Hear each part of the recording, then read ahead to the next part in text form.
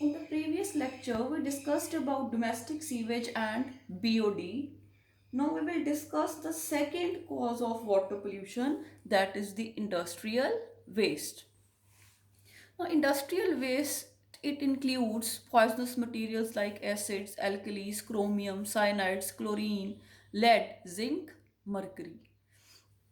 ਜਦੋਂ ਬੇਟੇ ਇਹ ਸਾਰੇ ਜਿਹੜੇ ਹੈਗੇ ਆ ਮਟੀਰੀਅਲਸ ਕੈਮੀਕਲਸ ਪਾਣੀ ਦੇ ਵਿੱਚ ਮਿਕਸ ਅਪ ਹੋ ਜਾਂਦੇ ਆ ਤੇ ਜਿਹੜਾ ਵਾਟਰ ਹੈ ਉਹ ਟੌਕਸਿਕ ਹੋ ਜਾਂਦਾ ਹੈ ਤੇ ਜਿਹੜੇ ਪਾਣੀ ਦੇ ਵਿੱਚ ਜਿਹੜੀ ਲਾਈਫ ਹੈ ਉਹਨੂੰ ਇਫੈਕਟ ਕਰਦੇ ਜਿਹੜੇ ਪਾਣੀ ਦੇ ਵਿੱਚ ਜੀਵ ਜੰਤੂ ਹੈ ਉਹਨਾਂ ਤੇ ਬਹੁਤ ਹੀ ਬੁਰਾ ਪ੍ਰਭਾਵ ਪੈਂਦਾ ਹੈ ਜਦੋਂ ਇੰਡਸਟਰੀਜ਼ ਦਾ ਅਨਟ੍ਰੀਟਡ ਵਾਟਰ ਜਿਹੜਾ ਮੇਨ ਰਿਵਰ 'ਚ ਜਾਂ ਮੇਨ ਵਾਟਰ ਬਾਡੀ 'ਚ ਮਿਕਸ ਕਰ ਦਿੱਤਾ ਜਾਂਦਾ ਹੈ without any treatment so it causes serious ill effects right ਬੇਟੇ ਇਹ ਜਿਹੜਾ ਜਿਹੜਾ ਹੈਗਾ ਆਪਾਂ ਜਿਹੜੇ ਕੈਮੀਕਲਸ ਦਾ ਕੀ ਬੁਰਾ ਅਸਰ ਹੋ ਸਕਦਾ ਹੈ ਹਿਊਮਨ ਬੀਇੰਗਸ ਤੇ ਆਪਾਂ ਦੋ ਐਗਜ਼ਾਮਪਲਸ ਦੇ ਥਰੂ ਇਹਨੂੰ ਡਿਸਕਸ ਕਰਦੇ ਹਾਂ first is the Minamata disease ਇਹ ਜਿਹੜਾ ਬੇਟੇ ਜਿਹੜਾ ਮਰਕਰੀ ਹੈ it is a non biodegradable substance ਤੇ ਇਹ ਬੇਟੇ ਜਦੋਂ ਪਾਣੀ ਦੇ ਵਿੱਚ ਇੰਡਸਟਰੀਜ਼ 'ਚੋਂ ਪਾਣੀ ਦੇ ਵਿੱਚ ਆ ਕੇ ਮਿਕਸ ਹੋ ਜਾਂਦਾ ਹੈ ਤਾਂ ਇਹ ਜਿਹੜੇ ਐਕੁਆਟਿਕ ਆਰਗੇਨਿਜ਼ਮਸ ਹੁੰਦੇ ਉਹਨਾਂ ਦੇ ਅੰਦਰ ਚਲਾ ਜਾਂਦਾ ਹੈ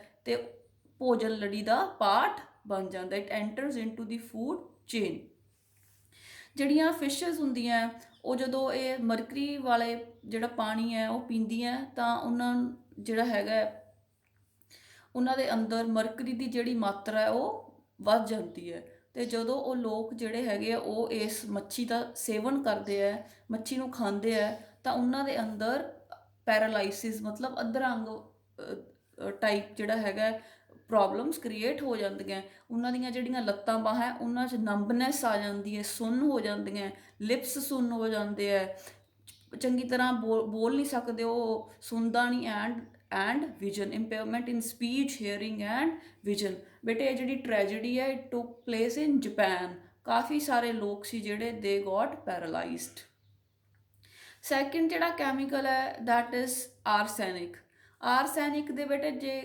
ਕਿਸੇ ਦੇ ਅੰਦਰ ਬਾਡੀ ਦੇ ਅੰਦਰ ਆਰਸੈਨਿਕ ਚਲਾ ਜਾਂਦਾ ਹੈ ਤਾਂ ਜਿਹੜੀਆਂ ਉਹਦੀਆਂ ਲਿੰਬਸ ਹੁੰਦੀਆਂ ਲੋਅਰ ਲਿੰਬਸ ਦੀਆਂ ਜਿਹੜੀਆਂ ਬਲੱਡ ਵੈਸਲਸ ਹੁੰਦੀਆਂ ਜਿਹੜੀਆਂ ਨਾੜੀਆਂ ਜਿਨ੍ਹਾਂ ਵਿੱਚ ਖੂਨ ਵਹਿ ਰਿਹਾ ਹੈ ਉਹ ਜਿਹੜੀਆਂ ਹੈਗੀਆਂ ਉਹ ਡੈਮੇਜ ਹੋ ਜਾਂਦੀਆਂ ਤੇ ਇਸ ਡਿਜ਼ੀਜ਼ ਨੂੰ ਕਹਿੰਦੇ ਆ ਬਲੈਕ ਫੁੱਟ ਡਿਜ਼ੀਜ਼ ਤਾਂ ਬਹੁਤ ਹੀ ਖਤਰਨਾਕ ਜਿਹੜੇ ਹੈਗੇ ਆ ਸਿੱਟੇ ਨਿਕਲਦੇ ਆ ਜਦੋਂ ਜਿਹੜਾ ਹੈਗਾ ਇੰਡਸਟਰੀਅਲ ਵੇਸਟ ਹੈ ਜਿਹੜੇ ਉਹ ਹਾਨੀਕਾਰਕ ਜਿਹੜੇ ਪਦਾਰਥ ਹੈ ਜਿਹੜੇ ਉਹ ਜਦੋਂ ਵਾਟਰ ਦੇ ਵਿੱਚ ਮਿਕਸ ਅਪ ਹੁੰਦੇ ਆ ਤੀਸਰਾ ਜਿਹੜਾ ਕਾਰਨ ਹੈ the third cause of water pollution are the insecticides and pesticides ਹੁਣ ਇਨਸੈਕਟੀਸਾਈਡਸ ਜਿਹੜੇ ਹੈਗੇ ਆ ਉਹ ਕੈਮੀਕਲਸ ਹੈ which are use to control pest they include DDT BHC copper sulphate etcetera right ਤਾਂ ਬੇਟੇ ਜਦੋਂ ਜਿਹੜੇ ਕਿਸਾਨ ਹੈ ਉਹ ਕੀਟਨਾਸ਼ਕ ਦੇ ਤੌਰ ਤੇ ਜਿਹੜੀਆਂ ਇਹ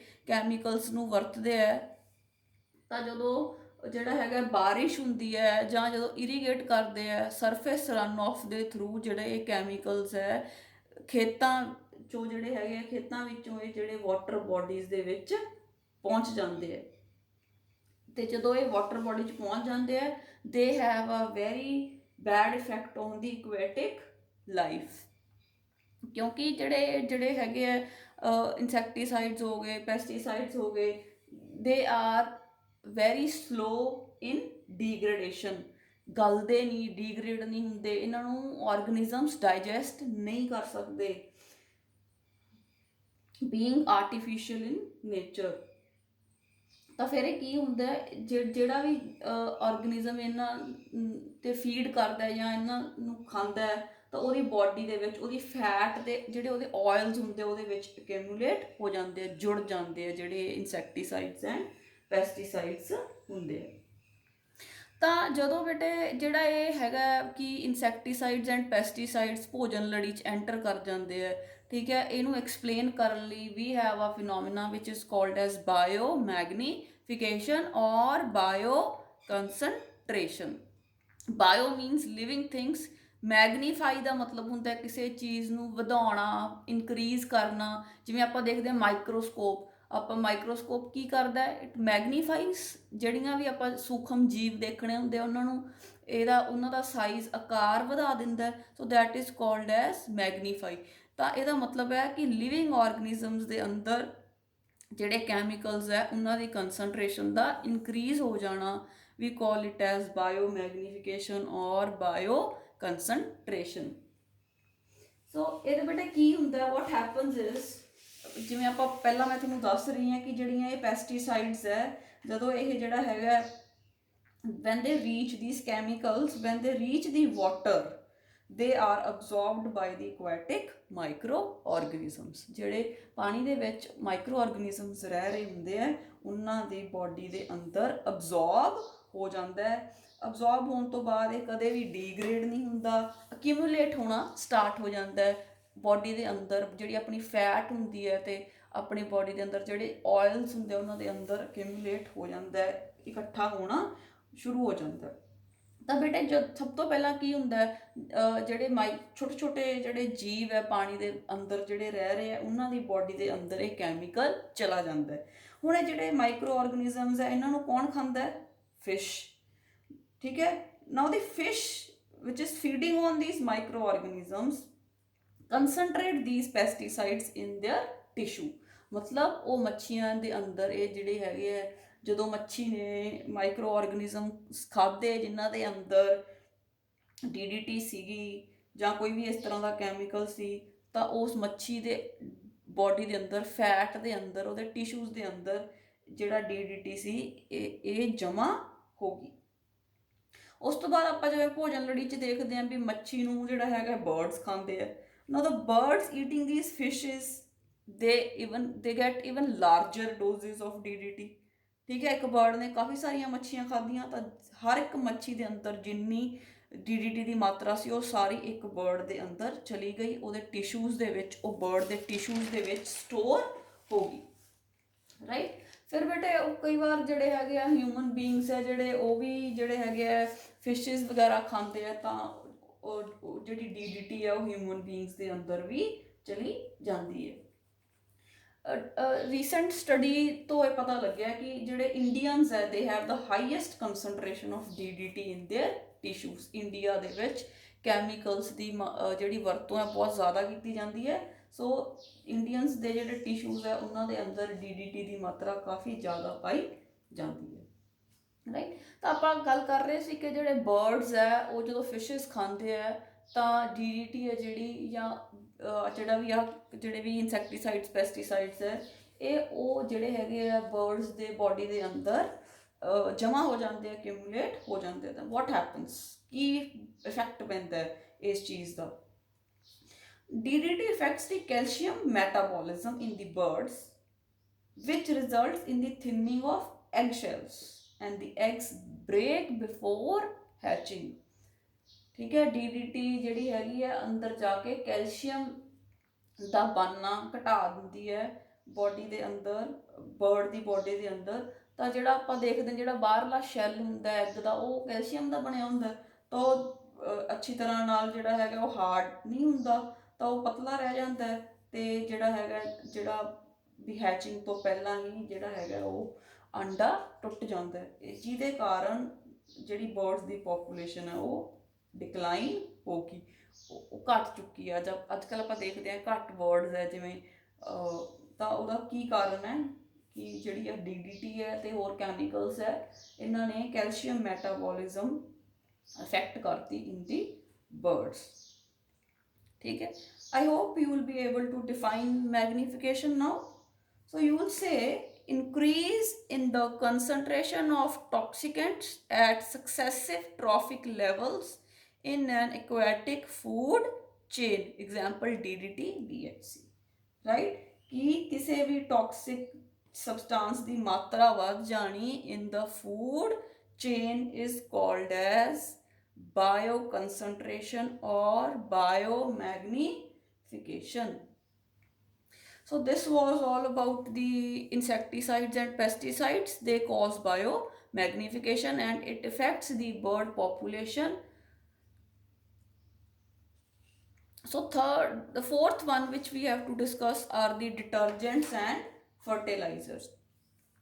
Now detergents, what are detergents? They are the washing materials. ਕੱਪੜੇ ਧੋਣ ਲਈ ਜਿਹੜਾ ਆਪਾਂ ਸੋਡਾ use ਕਰਦੇ ਹਾਂ, that they are all called as detergents.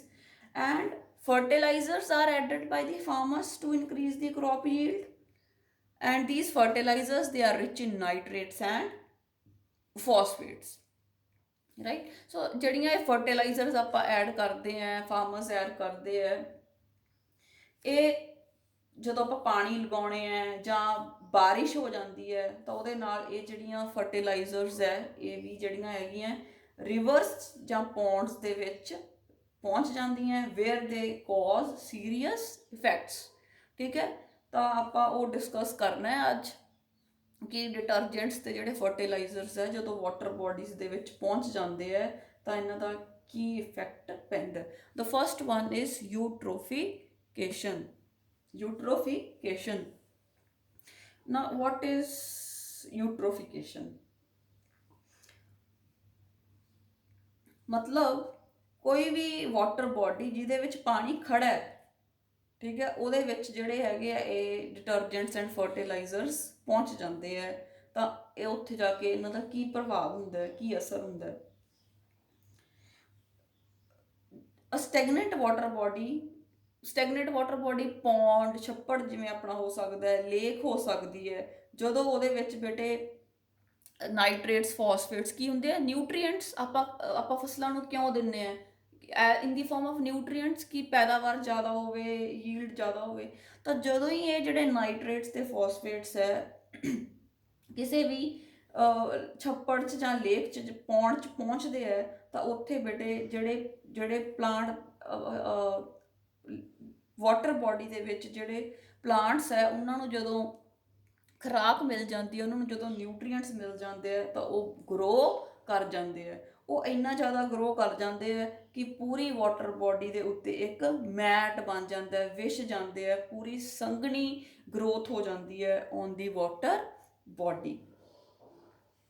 ਤਾਂ ਫਿਰ ਕੀ ਹੁੰਦਾ, ਜਿਹੜੇ ਜਦੋਂ ਪਲਾਂਟਸ ਗਰੋ ਕਰ ਜਾਂਦੇ ਆ ਉਸ ਤੋਂ ਬਾਅਦ ਆਪਾਂ ਨੂੰ ਸਾਰਿਆਂ ਨੂੰ ਪਤਾ ਆਫਟਰ ਸਮ ਟਾਈਮ ਜਿਹੜੀ ਹੈਗੀ ਹੈ ਸੈਨੇਸੈਂਸ ਹੋ ਜਾਂਦੀ ਹੈ, ਡੈਥ ਹੋ ਜਾਂਦੀ ਹੈ ਪਲਾਂਟਸ ਦੀ ਤੇ ਐਨੀਮਲਸ ਦੀ। ਤਾਂ ਜਦੋਂ ਡੈਥ ਹੋ ਜਾਂਦੀ ਹੈ ਜਿਹੜਾ ਉਹਨਾਂ ਦਾ ਆਰਗੈਨਿਕ ਰਿਮੇਨਸ ਹੈ ਉਹ ਦੇ get deposit on the bottom of the lake. ਉਹਨਾਂ ਦੇ ਜਿਹੜੇ ਆਰਗੈਨਿਕ ਰਿਮੇਨਸ ਹੈ ਦੇ get deposit on the bottom of the lake. Thousands of years ਇਹ ਪ੍ਰੋਸੈਸ ਚੱਲਦਾ ਰਹਿੰਦਾ ਹੈ, ਜਿਹੜਾ ਵੇਸਟ ਹੈ ਉਹ ਨੀਚੇ ਬੈਠਦਾ ਰਹਿੰਦਾ ਹੈ। ਤਾਂ ਜਦੋਂ ਵੇਸਟ ਨੀਚੇ ਬੈਠਦਾ ਤਾਂ ਜਿਹੜੀ ਲੇਕ ਹੈ ਉਹ ਨੀਚੋਂ ਭਰਨੀ ਸ਼ੁਰੂ ਹੋ ਜਾਂਦੀ ਹੈ, ਉਹ ਸ਼ੈਲੋ ਹੋਣ ਲੱਗ ਜਾਂਦੀ ਹੈ, ਉਹਦੇ 'ਚ ਪਾਣੀ ਦੀ ਮਾਤਰਾ ਜਿਹੜੀ ਹੈਗੀ ਆ ਉਹ ਘਟਣ ਲੱਗ ਜਾਂਦੀ ਹੈ। ਸਦੀਆਂ ਬੀਤਦੀਆਂ ਜਾਂਦੀਆਂ, ਜਿਹੜੀ ਲੇਕ ਹੈ ਫਾਈਨਲੀ ਉਹ ਭਰ ਜਾਂਦੀ ਹੈ and it changes into a dry land. ਠੀਕ ਹੈ, ਉਹ ਭਰ ਜਾਂਦੀ ਹੈ ਤੇ ਉਹ ਫਿਰ ਉਹ ਕੀ ਬਣ ਜਾਂਦਾ, ਇੱਕ ਜ਼ਮੀਨ ਬਣ ਜਾਂਦੀ ਹੈ। ਤਾਂ this process is called as eutrophication. Now, how you will write it in your exams? The problem of excessive nutrient load in the water body due to excessive use of fertilizers. ਕਹਿੰਦਾ ਖਾਦਾਂ ਦੇ ਜ਼ਿਆਦਾ ਵਰਤਣ ਕਾਰਨ ਜਦੋਂ ਕਿਸੇ ਵੀ water body 'ਚ ਜਿਹਦੇ 'ਚ ਪਾਣੀ ਖੜਾ ਹੈ ਉਹਦੇ 'ਚ ਜਦੋਂ ਨਿਊਟਰੀਐਂਟਸ ਜ਼ਿਆਦਾ ਹੋ ਜਾਂਦੇ ਆ ਤਾਂ ਉਹਦੇ ਵਿੱਚ ਜਿਹੜਾ ਹੈਗਾ ਜਿਹੜੇ plants and animals, aquatic animals grow ਕਰ ਜਾਂਦੇ ਆ ਕਿਉਂਕਿ ਉਹਨਾਂ ਨੂੰ ਖੁਰਾਕ ਮਿਲ ਜਾਂਦੀ ਹੈ। ਅਤੇ ਉਸ ਤੋਂ ਬਾਅਦ ਕਹਿੰਦਾ ਕਿ ਉਹ ਜਿਹੜਾ ਹੈਗਾ ਹੌਲੀ ਹੌਲੀ ਜਿਹੜੀ ਉਹ ਲੇਕ ਹੈ ਉਹ ਆਰਗੈਨਿਕ ਰਿਮੇਨਸ ਡਿਪੋਜ਼ਿਟ ਹੋਣ ਦੇ ਕਾਰਨ ਹੌਲੀ ਹੌਲੀ ਥਾਊਜ਼ੈਂਡਸ ਆਫ ਈਅਰਸ ਦੇ ਵਿੱਚ ਸ਼ੈਲੋ ਹੋ ਜਾਂਦੀ ਹੈ ਅਤੇ finally it gets converted into the land. This is called as eutrophication. Now the second phenomena is the accelerated eutrophication. ਨਾ ਯੂਟ੍ਰੋਫਿਕੇਸ਼ਨ ਤਾਂ ਆਪਾਂ ਨੂੰ ਪਤਾ ਲੱਗ ਗਿਆ। ਐਕਸਲਰੇਟਡ ਦਾ ਮਤਲਬ ਕੀ ਹੈ, ਐਕਸਲਰੇਸ਼ਨ ਮਤਲਬ ਤੇਜ਼ ਕਰਨਾ ਕਿਸੇ ਚੀਜ਼ ਨੂੰ। ਕੀ ਹੁੰਦਾ, ਕਿਉਂਕਿ ਹੁਣ ਅੱਜ ਕੱਲ੍ਹ ਜਿਵੇਂ ਆਪਾਂ ਦੇਖਦੇ ਹਾਂ ਹਿਊਮਨ ਐਕਟੀਵਿਟੀਜ਼ ਦੇ ਕਾਰਨ ਜਿਹੜਾ ਯੂਟ੍ਰੋਫਿਕੇਸ਼ਨ ਦਾ ਪ੍ਰੋਸੈਸ ਹੈ ਬਹੁਤ ਤੇਜ਼ ਰਫਤਾਰ ਨਾਲ ਹੋ ਰਿਹਾ ਹੈ। This is called as accelerated eutrophication. Due to man activities, there is an increase in the speed of eutrophication. This is called as accelerated eutrophication, right? ਹੁਣ ਬੇਟੇ ਜਿਹੜੇ ਫਰਟੀਲਾਈਜ਼ਰਸ ਹੈ ਉਹਨਾਂ ਦਾ ਹੋਰ ਉਹਨਾਂ ਦਾ ਕੀ ਪ੍ਰਭਾਵ ਹੈ, that let's talk about the second one, that is the algal bloom, right. ਇਹ ਵੀ ਆਲਮੋਸਟ ਰਿਲੇਟਡ ਆ, ਆਪਾਂ ਇਹਦੀਆਂ ਗੱਲਾਂ ਵੀ ਆਲਮੋਸਟ ਐਕਸਪਲੇਨ ਕਰਤੀਆਂ। ਤਾਂ ਐਲਗਲ ਬਲੂਮ, ਵਾਟ ਇਜ਼ ਐਲਗਲ ਬਲੂਮ? ਤੁਸੀਂ ਦੇਖਿਆ ਹੋਊਗਾ ਵੀ ਜਦੋਂ ਆਪਾਂ ਜਾਂਦੇ ਹਾਂ ਪਿੰਡਾਂ ਤਾਂ ਛੱਪੜ ਤੇ ਪੂਰੀ ਕਾਈ ਦਾ ਮੈਟ ਬਣਿਆ ਹੁੰਦਾ, ਵਾਟ it is ਐਲਗਲ bloom. The excessive growth of ਐਲਗਲ ਫਾਈਟੋਪਲੈਂਕਟਨਸ, ਮਤਲਬ ਜਿਹੜੇ ਫ੍ਰੀ ਫਲੋਟਿੰਗ ਐਲਗੀ ਹੁੰਦੀ ਹੈ ਉਹ ਵਾਟਰ ਬੋਡੀਜ਼ ਦੇ ਉੱਤੇ ਕਵਰ ਬਣਾ ਲੈਂਦੀ ਹੈ, that is called the algal bloom. Why it happens? Due to domestic sewage, nutrients like nitrogen and phosphorus, they reach the water bodies and it favors the growth of algae। ਠੀਕ ਹੈ, ਜਦੋਂ ਉਹਨਾਂ ਨੂੰ ਖੁਰਾਕ ਮਿਲ ਗਈ, ਜਿਹੜੇ ਫਾਈਟੋਪਲੈਂਕਟਨਸ ਹੈ, they are going to grow, ਤੇ ਉਹ ਇੰਨਾ ਜ਼ਿਆਦਾ ਗਰੋ ਕਰ ਜਾਂਦੇ ਆ ਕਿ ਦੇ ਕੰਪਲੀਟਲੀ ਕਵਰ ਦਾ ਵਾਟਰ ਸਰਫੇਸ, ਪੂਰਾ ਪਾਣੀ ਦੇ ਉੱਤੇ ਆਪਾਂ ਨੂੰ ਐਲਗੀ ਹੀ ਦਿਖਦੀ ਹੈ। ਤਾਂ ਇਹਦੇ ਨਾਲ ਵਾਟ ਹੈਪਨਸ ਇਜ਼ ਸਨਲਾਈਟ ਤੇ ਆਕਸੀਜਨ ਵਾਟਰ ਬੋਡੀ ਦੇ ਅੰਦਰ ਨਹੀਂ ਜਾਂਦੀ, ਬਿਕੋਜ਼ ਇਹਨਾਂ ਨੇ ਇੱਕ ਮੈਟ ਬਣਾ ਲਿਆ। ਤੇ ਜਿਹੜੇ ਪਾਣੀ ਦੇ ਅੰਦਰ ਜਿਹੜੇ ਪਲਾਂਟਸ ਹੈ, ਜਿਹੜੇ ਸਬਮਰਜਡ ਪਲਾਂਟਸ ਹੈ, ਉਹਨਾਂ ਨੂੰ ਆਕਸੀਜਨ ਤੇ ਸਨਲਾਈਟ ਨਹੀਂ ਮਿਲਦੀ, ਤਾਂ ਉਹ ਫੋਟੋਸਿੰਥਸਿਸ ਨਹੀਂ ਕਰ ਪਾਉਂਦੇ, ਜਿਸ ਕਾਰਨ ਜਿਹੜਾ ਹੈਗਾ ਆਕਸੀਜਨ, ਜੋ ਫੋਟੋਸਿੰਥਸਿਸ ਨਹੀਂ ਹੋਈ ਤਾਂ ਆਕਸੀਜਨ ਕੋਈ ਨਹੀਂ ਲਿਬਰੇਟ ਹੋਣੀ। ਤੇ ਜਿਹੜੇ ਪਾਣੀ ਦੇ ਵਿੱਚ ਮਾਈਕਰੋ ਆਰਗੈਨਿਜ਼ਮਸ, ਫਿਸ਼ਿਸ ਵਗੈਰਾ ਹੈਗੇ ਆ, ਉਹਨਾਂ ਨੂੰ ਜਦੋਂ ਆਕਸੀਜਨ ਨਾ ਮਿਲੀ, ਡਿਜ਼ੋਲਵਡ ਆਕਸੀਜਨ ਨਾ ਮਿਲੀ, they are going to die. So ਜਦੋਂ ਉਹਨਾਂ ਦੀ ਡੈਥ ਹੋ ਗਈ ਪਾਣੀ ਦੇ ਵਿੱਚ, that water becomes unfit for drinking. So algal bloom ਦੇ ਕੀ ਇਫੈਕਟਸ ਹੈ? ਇਟ ਕਾਜ਼ਿਸ ਫਿਸ਼ ਮੋਰਟੈਲਿਟੀ, ਮੱਛੀਆਂ ਮਰ ਜਾਂਦੀਆਂ, deterioration of water, quality the water is not fit for domestic usage, right. ਤਾਂ ਫਿਰ ਬੇਟਾ ਇੱਕ ਐਗਜ਼ਾਮਪਲ ਆਉਂਦੀ ਹੈ ਬਹੁਤ ਹੀ ਇੰਪੋਰਟੈਂਟ, ਜਿਹੜੀ ਹੈਗੀ ਆ water ਹਾਈਸਿੰਥ the. This is also called S terror of Bengal. The scientific name is ਆਈਸ਼ੋਰਨੀਆ ਕ੍ਰੈਸੀਪਸ। ਇਹ ਬੇਟੇ ਇੰਨਾ ਜ਼ਿਆਦਾ ਫੈਲ ਜਾਂਦਾ ਹੈ ਵਾਟਰ ਬੋਡੀਜ਼ ਦੇ ਵਿੱਚ ਕਿ ਇਹ ਪੂਰਾ ਇਟ ਕਾਜ਼ਿਸ ਐਲਗਲ ਬਲੂਮ।